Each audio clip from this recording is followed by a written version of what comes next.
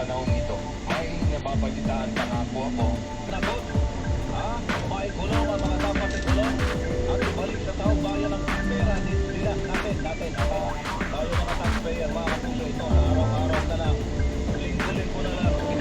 Lagi natin tinitiis ang pagtaas sa mga presyo ng bilihin. Isa sa mga nagtutulak dyan ay ang pagtaas ng presyo ng mga produktong petrolyo. At meron na naman, mga kapuso, ngayong araw na ito sa ating aray-aray portion. Aray-aray. Tumaaray mga kapuso. Nako, ito na.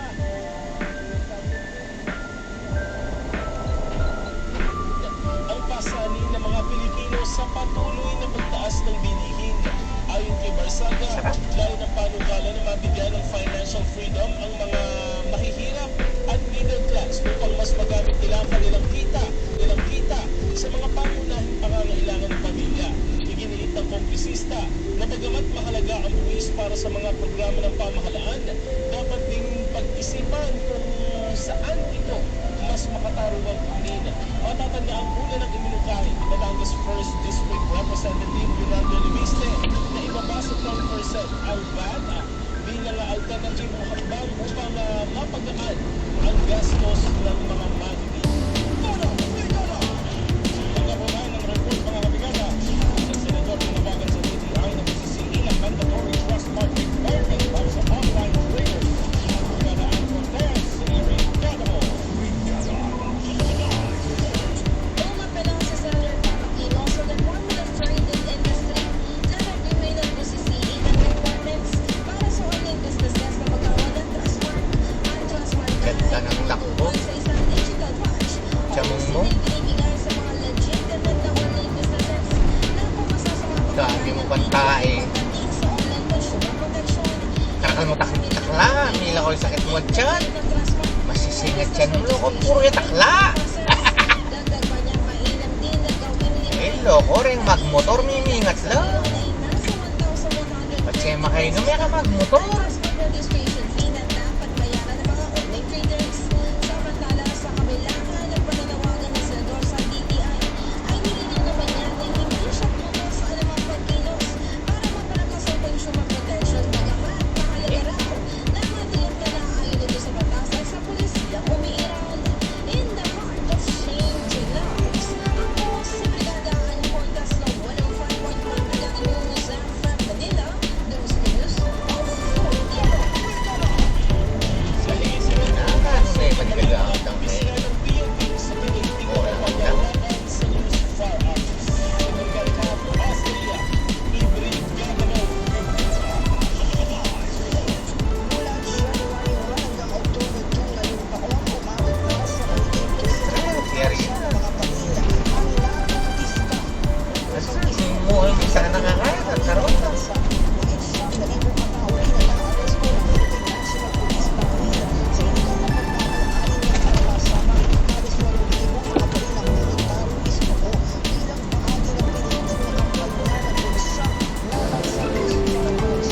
Ang nabuntay kay kasabay ng isang malaking problema sa loob ng organisasyon ang pag-deactivate sa mga police commands sa mga results of Luzon, Visayas, Quezon, Mindanao at Western Mindanao at ang paglikha ng Special Task Force o the Disbandment of Private Armed Groups. Ayon kay Acting PNP Chief Lieutenant General Pastor Alonso Ramos Jr.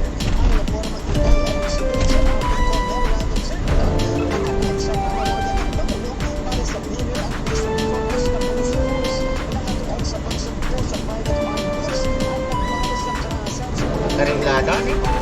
ang SCF DPI sa PNP for Operations Lieutenant General Edgar R. na nakakasiwan sa mga task force. It's a hard to change lives.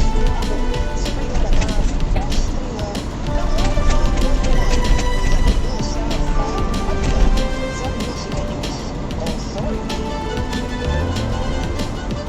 One time in the Philippines, Lakas pa. ang umaga.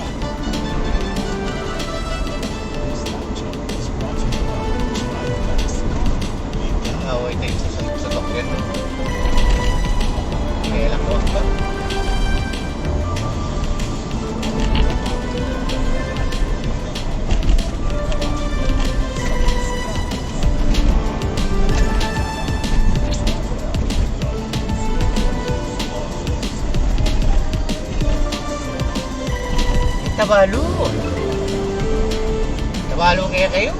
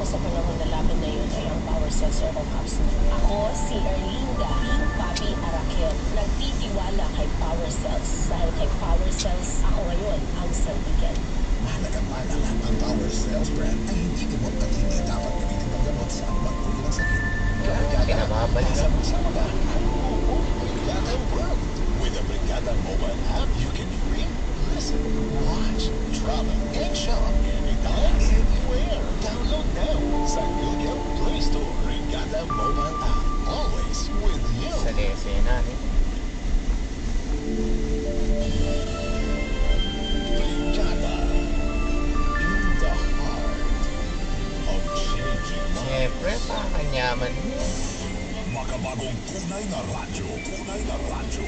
Angat sa musika at balita. Musika at balita. Brigada News FM.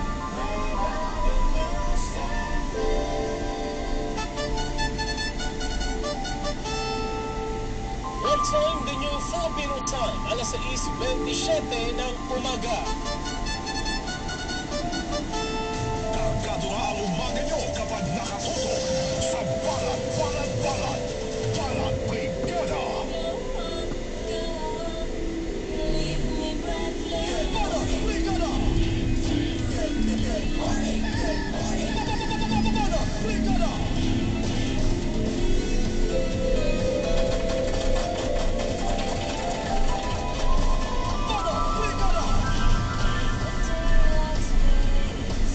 Mga kabrigada, breastfeeding is not just nourishment.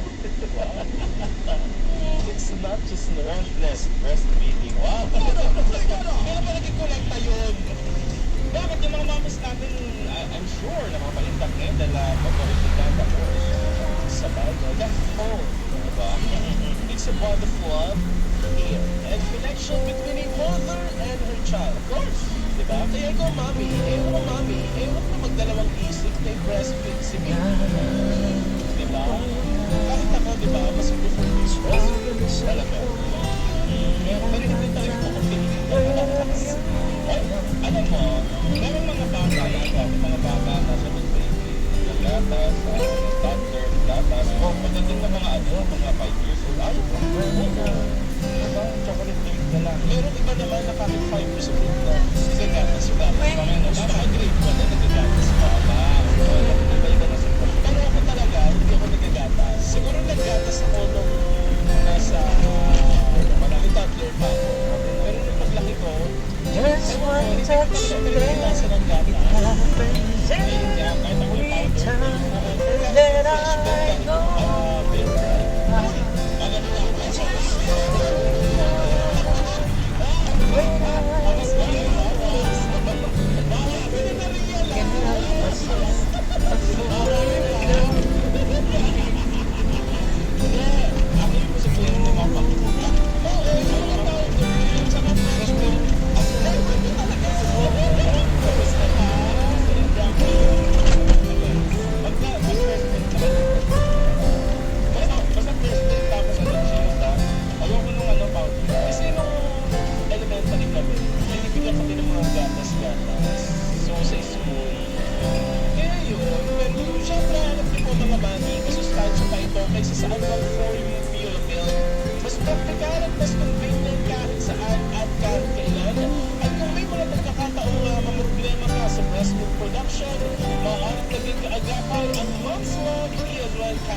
Nagtaglay ito nga essential nutrients at moringa. Ilalang sangkap ito to boost your breast milk supply.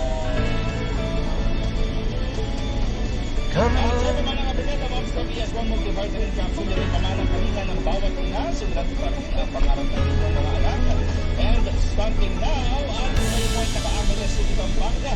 May available dito sa Men's Pharmacy, sa Vitalwell Pharmacy, Unicare Pharmacy, Elixa Pharmacy, sa Hachi Ocean Pharmacy, sa H-Care Pharmacy. Available dito sa Jeremiah Pharmacy, sa mga taga-Guagua, Pampanga.